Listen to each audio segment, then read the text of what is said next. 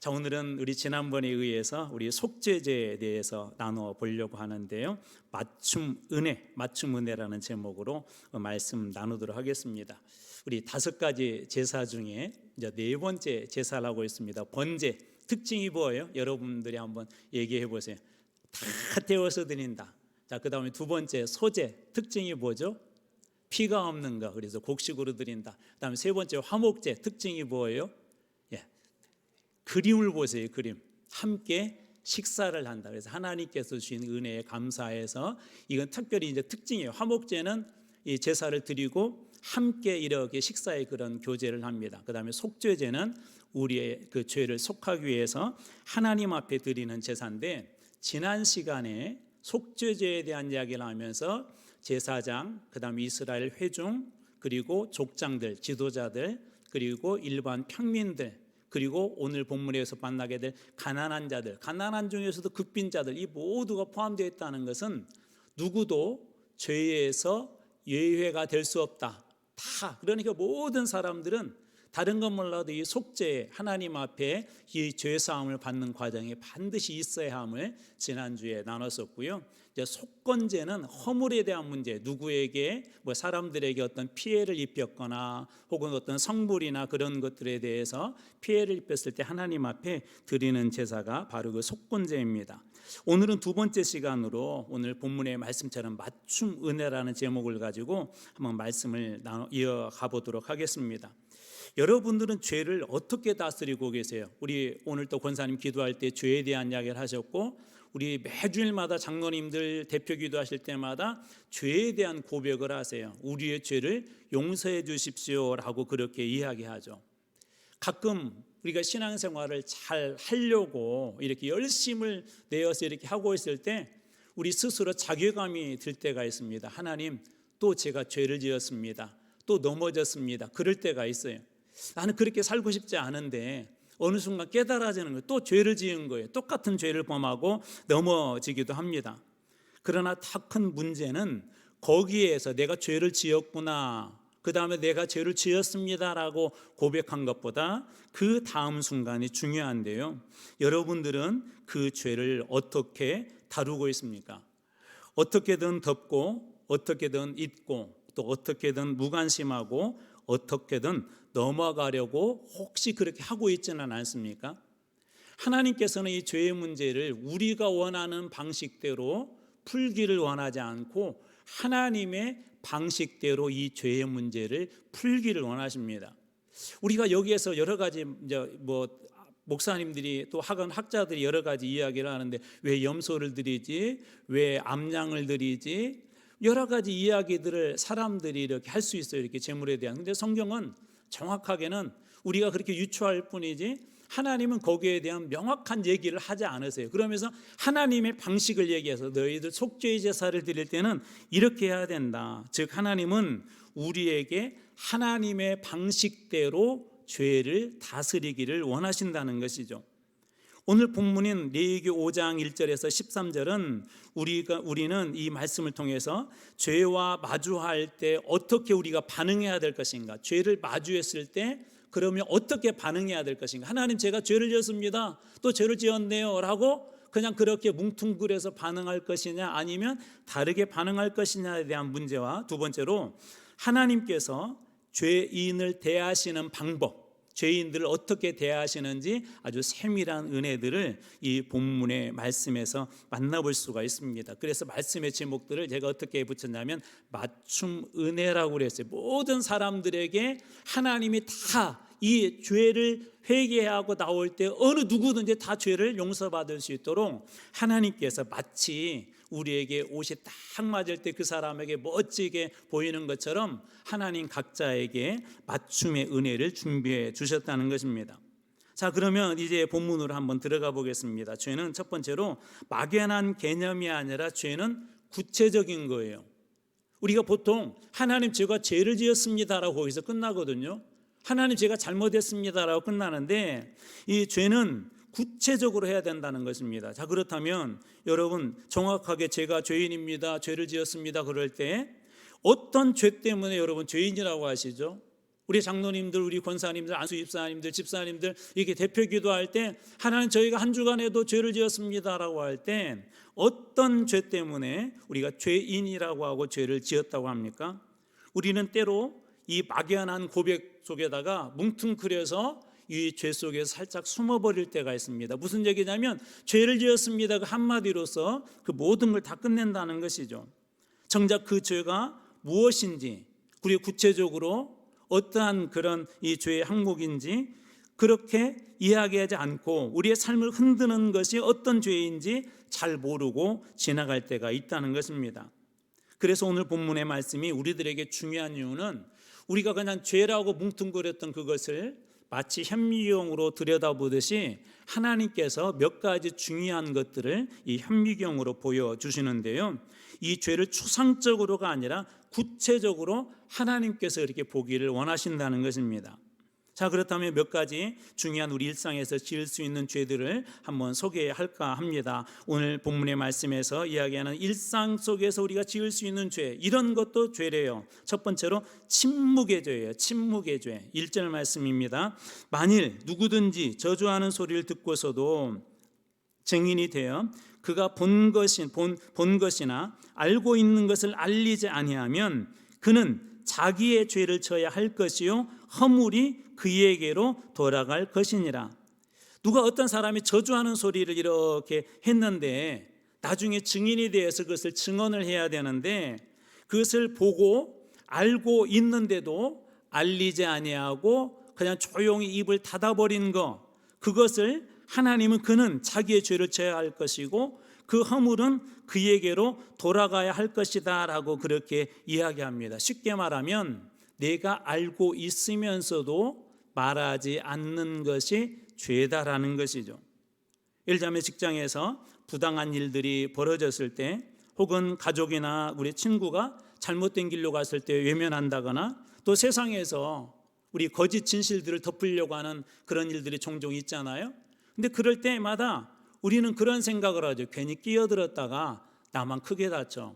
괜히 끼어들었다가 나만 손해볼 수 있어. 괜히 끼어들었다가 그 사람하고 관계가 나빠질 수 있어라고 그렇게 침묵합니다. 하지만 그 침묵은 때로 하나님 앞에서 이 죄로 기록된다는 것을 오늘 1절 말씀이 우리들에게 이야기하고 있는 것입니다. 우리 역사에서 종종 어떤 진실들을 이렇게 다시 파헤치고 또 그것에 대해서 이렇게 드러내려고 하는 그런 중요한 움직임들이 있지 않습니까? 이런 것들이 왜 중요하죠? 하나님은 우리들에게 모든 것에 진실하기를 원하시기 때문에 그런 거예요.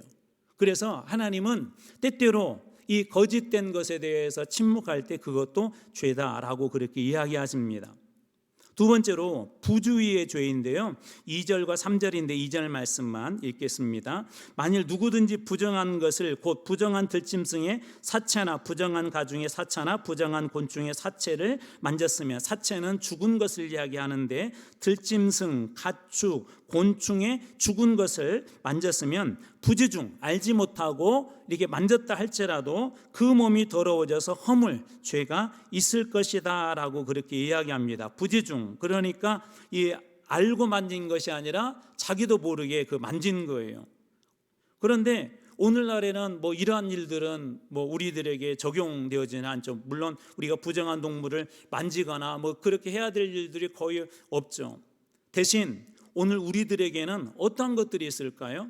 수많은 영적 오염물들을 우리가 접촉할 수 있다는 거예요. 부지중에 나도 모르게, 혹은 약간 어떻게 보면 좀 이렇게 하면 안 되는데 하면서도 빠져드는 그런 영적 부정한 것들, 오염물들이 있다는 것입니다. 예를 들자면 요즘은 우리가 스마트폰 없이 이렇게 살 수 없잖아요. 스마트폰을 열면 수만 가지 것들이 다 나오죠. 그 안에는 엄청난 정보들도 들어있지만 때로 우리의 시각과 청각을 자극하는 좋지 않은 그런 유해물들도 들어있습니다. 폭력적이고 성전적인 그런 콘텐츠를 남들도 다 보는데 라고 그냥 보편적으로 생각하고 보는 것들, 혹은 중독성 있는 미디어나 그런 습관에 잠깐만 하다가 그렇게 빠져드는 것들, 뭐 사람들도, 다른 사람들도 우리 한국교회는 이게 금주에 대한 것들이 우리 한국 교회 안에는 특별히 그렇게 전통적으로 내려오고 있는데, 다른 사람들도 다 술 마시는데 어때라고 그렇게 드러내놓고 하는 거, 그런 것들이 바로 부주의한 그런 죄라는 것입니다. 부주의한 죄. 그러면 이런 얘기를 하면 이런 말씀을 하신 분들도 계시더라고요. 남들에게 피해를 입힌 것도 아닌데 왜 그것이 죄입니까? 라고 그렇게 이야기합니다. 하지만 그것들은 점점 우리 안에 있는 하나님을 향한 그런 영적인 민감성들을 자꾸 떨어뜨려요. 여러분, 우리가 이렇게 운전을 할 때 차 앞면에 유리창이 이렇게 여기에 깨끗해 있으면 앞을 잘 보고 똑바로 운전할 수 있지만, 조금이라도 먼지가 이렇게 묻어 있으면 신경 쓰이시죠? 운전하신 분들은 신경 쓰이는 게 당연합니다. 그래서 어떻게 해요? 다시 거기에다가 물을 뿌리고 세차를 하기도 하고 브러쉬로 닦아내기도 하고 깨끗하게 합니다. 그래야 명확하게 갈 길도 보이고 피해야 될 것들도 보이고 또 가야 되는 방향이 제대로 가고 있는지도 알 수 있기 때문에 그렇습니다. 여러분, 작은 죄처럼 이건 뭐 이 정도는 그리스도인들도 하던데라고 생각한 그런 것들이 때로 우리의 신앙의 방역거리가 되기도 하고, 그것이 먼지처럼 하나 둘씩 쌓이게 되면 어느 순간 두꺼운 벽이 되어서 앞면을 다 가리게 되면 우리는 더 이상 앞을 볼 수도 없고 하나님께서 주신 은혜의 보좌 앞으로 나갈 수도 없습니다.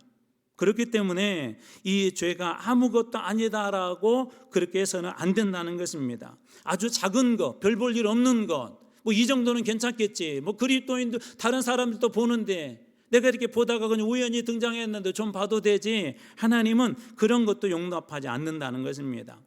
경건은 훈련해야 하지만 죄는 방심만 해도 그냥 치고 들어옵니다. 경건, 여러분들이 열심히 말씀을 읽으려고 하고 막 노력을 해도 잘 안 되지만 죄는 조금만 방심하잖아요. 여러분 생각 속으로 들어오고 마음 속으로 들어오고 심지어 행동으로 나타나게 만들어 버립니다. 그게 우리의 모습이에요. 그렇기 때문에 때때로 부주의하는 그것도 죄다라고 그렇게 이야기합니다. 세 번째로는 경솔함에 대한 죄인데요, 4절 말씀입니다. 만일 누구든지 입술로 맹세하여 악한 일이든지 선한 일을 하든지 하리라고 함부로 말하면, 그 사람이 함부로 말하여 맹세한 것이 무엇이든지 그가 깨닫지 못하다가 그것을 깨닫게 되었을 때는 그 중에 하나에 그에게 허물이 있을 것이다. 함부로 말하면 그 사람이 함부로 말하여 맹세한 것에 대해서 하나님은 말에 그 무게를 다세요. 하나님은 우리의 그 말 하나하나를 무게를 답니다. 은혜의 말 속에는 하나님 은혜를 주시지만 저주의 말 속에는 하나님 그 저주를 부어줍니다. 예를 들자면 누군가에게 우리가 말 한마디가 짐을 덜어주기도 하지만 누군가에게는 큰 그런 무거운 짐을 주기도 하죠.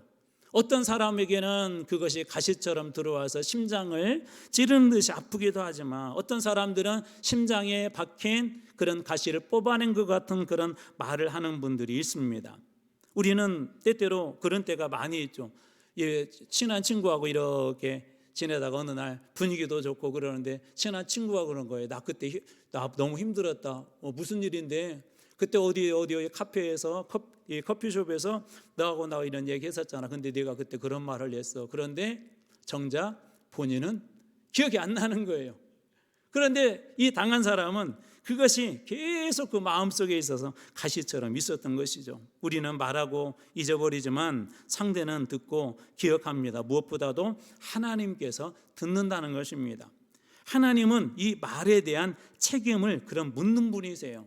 그래서 우리가 경솔함에 대해서도 늘 주의를 하셔야 돼요. 나의 행동이 경솔하지 아니하도록, 나의 삶이 경솔하지 아니하도록 해야 한다는 것입니다. 자, 그렇다면 이러한 죄들에 대해서 우리는 어떻게 해야 할까요? 5절 말씀입니다. 이 중에 하나의 허물이 있을 때, 앞에서 나와 있는 것 내용들이에요. 허물이 있을 때 너희들이 죄를 지었을 때 아무 일에 잘못하였노라 자백하고 고백하고 라고 그렇게 이야기하는데요, 이건 히브리어로 야다라고 하는데 내던지다, 내놓다라는 거예요. 혼자 끙끙 안고 있지 말고 그 죄를 하나님 앞에 꺼내라는 거예요. 여러분, 병원에 왜 가시죠? 병원에 이렇게 아파서 가잖아요. 아파서 의사 앞에 서서 뭘 꺼내놓죠? 여러분, 증상을 꺼내놓죠. 요즘 제 몸이 이런 증상이 있어요. 제 여기가 요즘 팔꿈치가 잘 안 움직여요. 이런 증상이 있어서 꺼내놓잖아요. 꺼내놓아야 의사 선생님이 치료할 수 있는 것처럼 한마디로 말하면 자백이라는 것은 뭐냐면 하나님 저 이거 또 고장냈습니다. 하나님 또 이런 죄를 졌습니다. 구체적으로 하나님 이런 죄를 제가 졌습니다. 제 손으로 못 고칩니다. 하나님 고쳐주세요라고 맡기는 게 바로 이 자백야다라는 그런 단어입니다. 감추면 병이 되지만 드러내면 치료가 시작됩니다. 의사 선생님에게도 드러내면 치료가 되는 것처럼 감추면 이것이 죄가 되지만 하나님 앞에 드러내면 하나님은 그 죄를 깨끗게 하여 주신다는 것입니다. 자, 그렇다면 하나님께 우리의 죄를 드러낸 그런 사람, 하나님은 우리의 죄를 드러낸 그런 사람들에게 어떻게 응답하실까요? 그것이 바로 은혜, 내 형편에 맞춰주신 하나님의 그런 은혜들인데요. 두 번째 나눌 은혜는 바로 이것입니다. 하나님은 내 형편에 맞게 응답해 주신다는 거예요. 내 형편에 맞게. 우리 병에 따라 요즘은 우리나라도 이런 그 의료제도가 잘 되어 있어서 가벼운 병은 어디로 가죠? 큰 병원으로 가죠. 헷갈리세요? 가벼운 병원은 동네 병원으로 가죠. 절대 큰 병원에서 바로 안 받아주죠. 응급한 환자가 아니라서는 안 받아줍니다. 그리고 이 동네 병원에서 이렇게 이 진찰을 해보고 안 되겠다 그러면 큰 병원으로 이렇게 보내지 않습니까? 의사 선생님들이 뭐 제가 이렇게 요즘 기침을 좀 하잖아요. 자, 기침을 한다고 무조건 감기약 처방을 하지는 않죠. 그렇죠? 여러분 기침의 이유가 엄청 많더라고요. 제가 이번에 알았어요. 이 기침하는 이유들이 아주 다양해요. 그런데 무조건 저 사람 감기 걸렸다. 우리 코로나 시기 때 조금 막 이렇게 막 기침만 해도 겁나고 더군다나 마스크 쓰고 기침해도 막 사람들이 막 요총 조총 막 그총 쏘고 막 그랬잖아요. 눈총도 쏘고. 예, 근데 알고 보니까는 이 기침의 종류가 너무나 많아요. 근데 의사 선생님이 예를 들어서 당신 기침이니까 코로나야, 당신 기침이니까 감기야라고 무조건 처방하지 않아요. 어떡하죠? 이리저리 검사해 보죠. 이 문제가 있는지 없는지 아니면 이런 영향을 끼치는지 안 미치는지. 그래서 그 연관성을 통해서 최고로 가까운 그 병에 가까운 것을 찾아내고 거기에 맞는 약을 이렇게 처방을 하죠. 하나님께서도 그렇게 하신다는 거예요. 그래서 내 형편에 맞게 하나님의 죄의 문제를 다스리시는데 첫 번째로 능력에 맞게 하나님은 이 죄의 문제를 우리에게 다스려 주세요. 6절 말씀입니다. 그 잘못으로 말미암아 여호와께 속죄제를 드리되 양떼의 암컷 어린 양이나 염소를 끌어다가 속죄제를 드릴 것이요 제사장은 그의 허물을 위하여 속죄할지니라. 자, 그 잘못으로 말미암아 이제 속죄를 해야 되는데 하나님 앞에 양떼에서 암컷 어린 양이나 염소를 끌어다가라고 그렇게 이야기하는데 이것을 드리는 사람은 당시 경제적으로 비교적 여유 있는 사람들이 드리는 그런 제물이었습니다. 하나 더 지난 앞에서 했던 것을 복습해 보자면 여러분들이 지금까지 우리 번제도 보았고 소제도 보았고 자 그리고 화목제도 보았고 이제 속죄제를 보고 있는데요. 자, 여기에서 이 일반 평민들이 와서 하나님 앞에 이런 제사를 드릴 때 평민들이 바빠요? 제사장이 바빠요?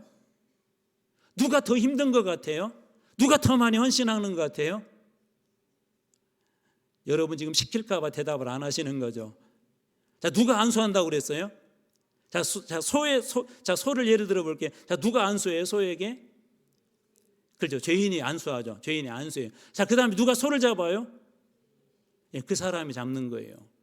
그 사람이. 자, 그리고 거기 소를 다 잡아가지고 이렇게 피를 이렇게 담고 또 각을 뜨면 각을 뜬 것을 제사장에다 갖다 주면 이 제사장은 피를 뿌리기도 하고 또 이 제사장한테 각을 떠서 갖다 준 그 고기를 갖다가 태우기도 하고 또 어떤 것은 버리기도 하고 그러니까 제사장 어떻게 보면 뒤치다거리예요. 실제적으로 가장 많이 하는 건 누구냐면요. 그 제사를 드리는 사람들이에요. 여러분 오늘날 우리 예배가 어떻게 바뀌었죠? 대부분 우리 목사님들 중심이죠. 설교 중심이죠. 여러분들이 예배 드리기 전에 하나님 앞에 하나님 제 인생을 다 이렇게 조각조각 내서 하나님 앞에 다 드리겠습니다라고 그렇게 준비해서 열심히 들으셔야 되는 저는 그것을 받아서 하나님 앞에 올려드리는 거예요. 제사장의 역할보다도 훨씬 더 그렇게 많다는 것입니다. 오늘 여기에서 얘기하는 속죄제에서도 마찬가지예요. 암양의 어린 양 염소를 꺼내다가 속죄제를 드릴 때 똑같습니다. 제사장은 그 허물을 위해서 속죄하는 그런 역할들만 합니다. 그래서 여기에 보면 형편에 맞게 경제적으로 비교적 여유 있는 사람들이 드릴 수 있는 제사였는데, 죄는 돈이 있다고 해서 피할 수 있는 게 아니라는 것이죠. 우리 이런 말 있지 않습니까? 유전 틀릴까 봐 대답을 안 하시는 것 같아요. 유전무죄, 유죄라는 말이 있죠. 아니, 가끔 그런 자괴감이 들 때가 정말 있어요. 그런데 하나님 뭐라고 말씀하시냐면, 돈이 있다고 해서 피할 수 있는 것이 아니라 재물이 있는 사람들도 반드시 이 속죄의 제사를 드려야 된다. 하나님은 그러나 여기에 멈추지 않고요, 첫 번째는 능력에 맞게 드리라고, 두 번째로는 형편에 맞게 드리도록 했습니다. 5장 7절입니다.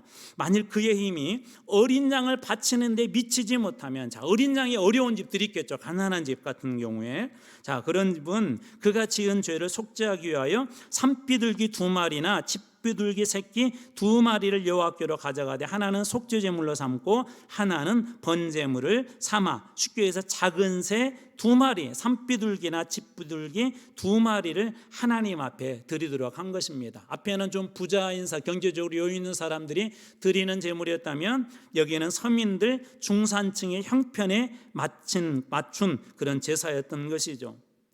우리 이렇게 얘기할 수도 있었을 것 같아요. 우리 세상에서는 그 사람의, 물론 그것을 약간 보기는 하지만, 그 사람의 경제적 수준이나 그런 걸 보기보다는 죄의 그 크기를 보고 세상에서는 형량을 먹이죠. 근데 하나님은 이렇게 말씀하지 않아요. 죄를 용서받고 싶으면 무조건 양을 가지고 와요. 너 가난해도 너 똑같은 죄 아니야? 부자가 지은 죄나 내가 지은 똑같은 죄니까 너 양을 가지고 와요. 그렇게 말씀하지 않고 강요하지 않습니다. 오히려 죄를 자백한 사람에게 하나님은 자격이 아닌 그 형편에 맞게 자비를 베풀어 주십니다. 형편에 맞게. 첫 번째는 뭐라고 그랬죠? 능력에 맞게. 두 번째로는 형편에 맞게. 세 번째가 사실은 하이라이트예요. 세 번째는 뭐냐면, 하나님께서 은혜의 문을 완전히 열어두셨다는 거예요. 무슨 얘기냐면 11절 보십시오. 만일 그의 손이 산비둘기 2마리나 집비둘기 2마리에도 미치지 못하면 그의 범죄로 말미암아 고운 가루 10분의 1 에바를 예물로 가져다가 속죄 제물로 드리되, 이는 속죄제인즉 그 위에 기름을 붓지 말며 유향을 놓지 말고. 히브리서 9장 22절에는 이 속죄에 대해서 이렇게 이야기하고 있어요. 피 흘림이 없은즉 사함이 없느니라. 여러분들도 어떻게 이해하고 계시죠? 원래 속죄의 제사는 반드시 뭐가 있어야 됐죠? 그렇죠? 피 흘림이 있어야 되죠. 예수 그리스도의 십자가의 죽음도 우리가 그렇게 해석을 했단 말이에요.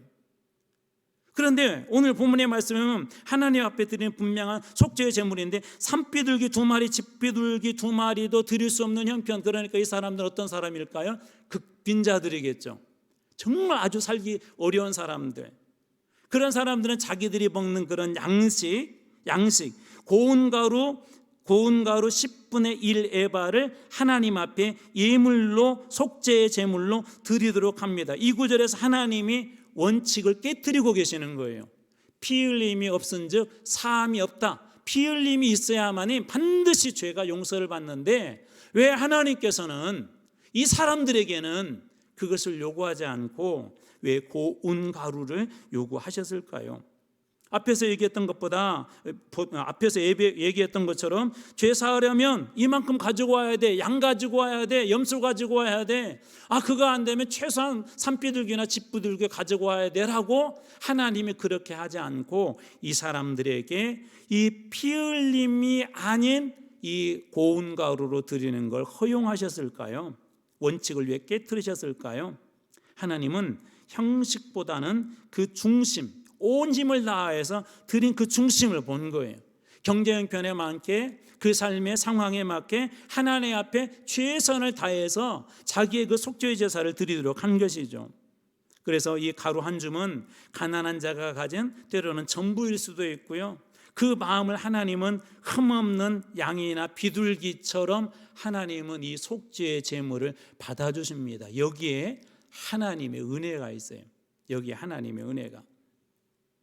그런 경험들 여러분도 계셨을 것 같아요. 우리 아이들 이렇게 어렸을 때 우리 할머니들이나 할아버지 혹은 엄마 아빠 한번 생각해 보세요. 우리 아이들 어렸을 때 저도 그런 경험이 있는데, 어버이날이 되었는데 아이가 학교에 유치원에서 이렇게 색종이로 만든 카네이션을 가지고 왔어요.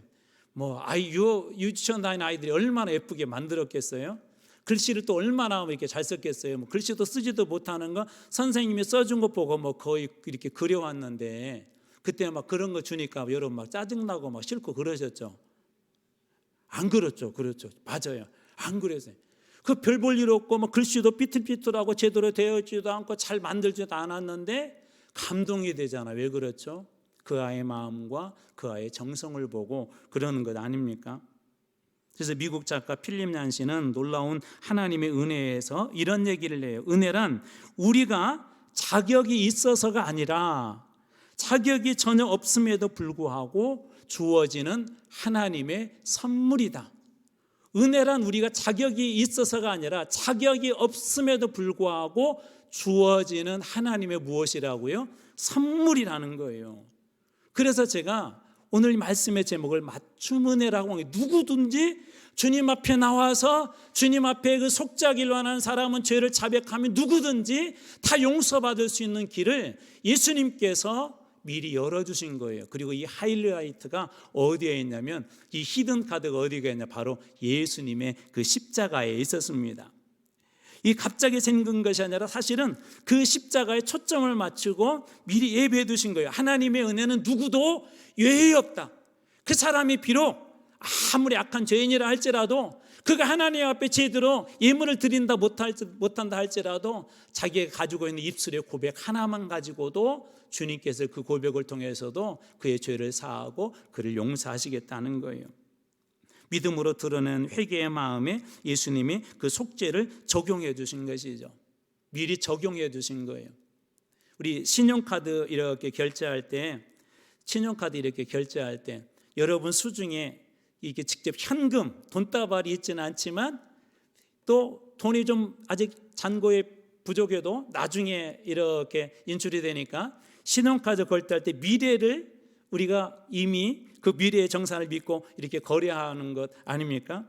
그런 것처럼 하나님은 예수님의 십자가를 보시고 가난한 자의 고운 가루 한 줌도 속죄의 제물로 우리들에게 받아주신 거예요. 그래서 예수님이 십자가에서 하셨던 그 실언 중에 우리가 잘 아는 말씀, 요한복음 19장 30절입니다. 예수께서 신포도주를 받으신 후에 이르시되 다 이루었다 하시고 머리를 숙이니 영원히 떠나가시니라. 다 이루었다. 모든 죄값을 다 치루었다. 예수님께서 그 모든 죄값을 이 십자가에서 다 치른 것이죠. 하나님께서는 우리들에게 이처럼 어느 누구도 하나님 앞에 나와서 죄를 자백하게 될 때 걸림돌이 없도록 각자에게 그 맞춤의 은혜를 주신 것입니다. 그래서 우리 찬송가에, 우리 한 복음성가의 가사처럼 내 모습 이대로 하나님 앞에 드리고 하나님 은혜의 보좌 앞으로 나간다 할지라도 하나님은 우리의 그 마음을 보시고 하나님께서는 용서와 은혜를 주신다는 것입니다. 여러분, 죄는 막연한 그런 개념들이 아니에요. 물론 집을 이렇게 청소할 때 우리가 대청소를 이렇게 하기도 하지만 수시로 조금씩 닦고 쓸고 그렇죠. 그리고 나중에 시간 나고 큰맘 먹고 전체 청소를 하지 않습니까? 참 신기하더라고요. 사람이 살지도 않는 그런 집에 예를 들어서 한 달 정도 어디 멀리 갔다 이렇게 돌아오면 집에 하루도 살지도 않았는데 와서 보면 어떻게 된 일인지 먼지가 이렇게 수북하게 여기저기 쌓여 있습니다. 요즘같이 이렇게 습한 날에는 멀리 여행을 갔다 돌아오게 되면 오랜 기간 집을 이렇게 비우게 되면 옷장에서 곰팡이 냄새도 납니다. 여기저기에서 그런 막 칙칙한 그런 냄새들이 아주 이상하죠. 그래서 어떻게 해요? 다시 치우고 닦고 또 지우고 그렇게 하지 않습니까? 죄의 문제는 그런 거예요. 막연한 것이 하나님 그냥 죄를 지었습니다가 아니라 우리의 매일의 그 삶 속에서 하나님 앞에 지워버려야 될 것 중에 하나가 뭐냐면 이 죄의 문제들이에요. 죄는 우리 일상 속에서 늘 발생하는 것들입니다. 이것들이 쌓이게 되면 어떻게 되는지 아세요? 처음에는 성령이 충만하지만요, 이 성령과 죄의 문제는 늘 이렇게 반대로 가요. 성령 충만하면 죄의 문제들은 아무것도 아닌 것을 쉽게 이겨내지만, 죄가 충만하게 되면요, 성령은 어느 순간에 내 안에서 사라져 버리고요, 은혜도 없어져 버리고요, 하나님의 말씀도 귀에 들어오지 않고요, 교회 다니는 것도 어려워지고 예배 드리는 것도 힘들어지고 그래요. 여러분, 죄가 가지고는 그런 능력들을 무시하면 안 됩니다. 제가 이런 표현을 종종 쓰는데, 사람들의 마음이 언제 무너진 줄 아세요? 사람들의 마음이 갑자기 큰 무거운 바위 던져서 무너진 줄 아세요? 어느 책을 읽다 보니까 이런 내용 나왔더라고요. 사람은 산에 걸려 넘어지지 않는다. 사람이 넘어지는 것은 작은 돌뿌리다. 산에 넘어지는 게 아니라 작은 돌뿌리래요. 우리 사람의 마음이 언제 무너진 줄 아세요? 나도 모르게요, 어느 순간에 내 시소의 한편에 이 작은 돌들이 쌓여요. 이게 나쁜 돌일 수도 있고 좋은 돌일 수도 있어요. 그런데 어느 순간 평평해졌을 순간에 아주 작은 1-2g 되는 돌 하나 그 위에 살짝 얹어지면 그 순간 시선은 한쪽으로 기울고 그 모든 균형들은 깨어져 버립니다. 작은 것에 무너지는 거예요. 큰 것에 무너지는 것들은 드러나 버리기 때문에 괜찮은데, 문제는 이 작은 것들이에요. 근데 작은 것들이 아까 뭐라고요? 우리 주님께서 보여준 건 현미경처럼 보이셨다고 그랬죠. 우리가 그냥 부재 중에 뭐 이 정도는 어때? 라고 지나가 버린 그런 것들이 어느 순간 쌓이고 쌓이면 이 안 좋은 것들도요, 마지막 순간에 어느 안 좋은 거 하나가 톡 쌓이게 되면 그 한쪽으로 모든 것은 다 기울어 버리고 맙니다. 그래서 죄는 이 하나님 앞에 늘 정산하고 청산하고 지우고 깨끗이 해야 될 것들입니다. 그래서 하나님께서는 이 상황과 형편에 상관없이 하나님 앞에 언제든지, 내 형편이 그러면 원래는 피 흘림이 있어야 돼. 속죄의 제사는 피 흘림이 있어야 되지만, 내가 지금 형편이 그렇다면 나는 고운 가루 하나도 너의 온 마음으로 받을 거야 라고 주님은 그렇게 보여주신 것이죠. 주님께서는 그냥 우리들에게 막연하게 죄의 문제를 해결하라 하지 않고, 구체적으로 현실적으로 매일매일 작지만 작은 것들조차도 하나님 앞에서 얼마든지 회개할 수 있도록 그런 은혜의 길을 열어주신 것입니다. 하나님은 우리의 죄를 보시고 외면하는 그런 분이 아니십니다. 내가 그것을 드러내기만 하면 내가 언제든지 깨끗하게 해주겠다, 내 형편을 따라 너에게 꼭 맞는 맞춤의 은혜를 주시겠다라고 우리 하나님께서 그렇게 말씀하시는 것입니다. 요한일서 1장 9절입니다. 만일 우리가 우리 죄를 자백하면 그는 미쁘시고 믿을 만한 분이시라는 거예요. 여러분, 누군가가 여러분들에게 내가 이런 잘못을 했어 그러면 여러분들은 마음에 어떤 생각 드세요? 솔직히 한번 속으로 대답해 보세요. 누군가가 정말 천인공노할 그런 아주 나쁜 죄를 지었는데 여러분 앞에 와서 이렇게 고백해, 나 이런 죄를 지었으면 어떤 생각이 드세요? 여러 가지 생각이 들 수 있을 거예요.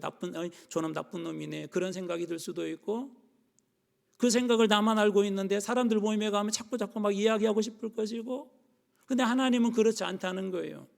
하나님은 우리가 그 죄를 자백하면 하나님은 믿을 만한 분이시고 의로우신 분이기 때문에 우리의 죄를 사할 뿐만 아니라 더 이상 그 불의 속에 살지 않도록 그 불의에서 하나님께서 건져주신다라고 그렇게 오늘 사도 요한을 통해서 약속해 주십니다. 여러분, 하나님만이 우리의 이 모든 죄의 문제들을 완벽하게 해결할 수 있는 분이 바로 우리 하나님이십니다. 여러분, 사람들은 이 죄의 문제를 해결할 수 없어요. 그래, 하나님은 여러분들의 숨겨둔 죄, 감추고 싶은 약점, 덮어두고 싶은 그런 부끄러움들, 그 모든 것들도 하나님은 언제든지 주님 앞에 내려놓으며, 주님께서는 그 모든 죄를 듣고 우리 죄를 자백하면 그는 미쁘시고 의로워서 우리 죄를 사하시며 우리를 모든 불의에서 깨끗하게 하실 것이요, 하나님 모든 것으로부터 우리를 깨끗하게 해주신대요. 집도 깨끗한 집에 들어가니까 기분이 좋더라고요. 여행을 갔는데 호텔도 깨끗하게 정돈된 곳 가니까 정말 여행 온 그런 즐거움이 더 이렇게 배가 되더라고요. 음식점도 깨끗한 곳에 가니까 맛이 더 나더라고요. 우리 마음이 그랬으면 좋겠어요. 예수님이 오셨을 때, 야, 나 너와 함께 있는 게 너무 좋다, 너희 교회와 함께 있는 거 너무 좋다. 여러분, 우리 교회가, 그리고 여러분들이 그런 분이 되길 주님으로 축원합니다. 만일 우리가 우리 죄를 자백하면 그는 미쁘시고 믿을 만한 분이시며 의로우시기 때문에 우리 죄를 사하시고 우리를 모든 불의에서 깨끗하게 하실 것이요. 여러분이 완벽해서가 아니라 완전해서가 아니라 있는 그 모습 하나님 앞에 그대로 다 내려놓을 때 주님께서는 여러분의 그 모든 죄를 사하시고 용서해 주실 줄로 믿습니다. 우리는 인생이라는 큰 파도도 지나야 하고 죄라는 큰 파도 앞에서 때로는 두렵기도 합니다. 그럼에도 불구하고 오늘 주님이 주신 약속이 뭐죠? 죄라는 큰 파도 앞에서도 두려워하지 않을 이유, 우리를 위한 맞춤의 은혜가 다 준비되어 있다는 거예요. 우리는 그 은혜의 보좌 앞으로 나가기만 하면 된다는 것입니다.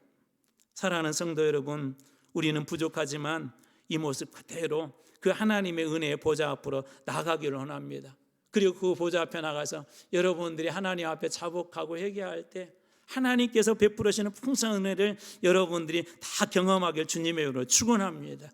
오늘의 말씀 한 절 읽고 말씀 마치도록 하겠습니다. 같이 한번 한 목소리 읽겠습니다. 시작. 죄를 숨기면 병이 되고 드러내면 치료가 시작됩니다. 죄를 숨기면 우리의 병이 되고 육신과 우리 영혼을 갉아먹는 병이 되지만 드러내면 하나님의 치료와 회복이 시작될 걸 믿으시기 바랍니다. 이 말씀 그대로 치료해 주시고 회복시켜 주시고 회복시켜 준 그 자리에 하나님의 은혜로 넘치도록 채워주시는 그 은혜를 받은 여러분들 다 되시길 주님의 이름으로 축원합니다.